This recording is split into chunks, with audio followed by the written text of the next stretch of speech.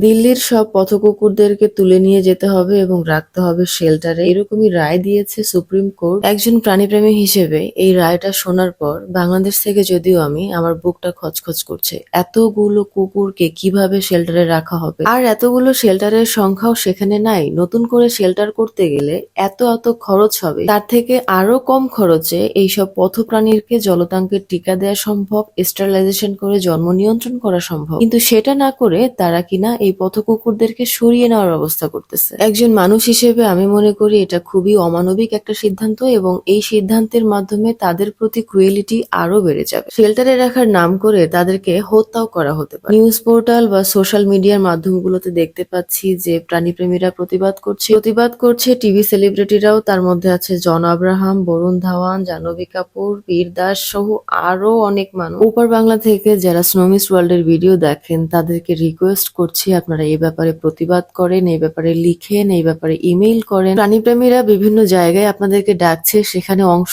নেন। প্লিজ এইসব অবলা প্রাণীদের জন্য কথা বলেন, তাদের জন্য কিছু করেন। বিশ্বাস করেন আপনারা ছাড়া এই অবলা প্রাণীদের হয়ে কথা বলার মতো আর কেউ নাই।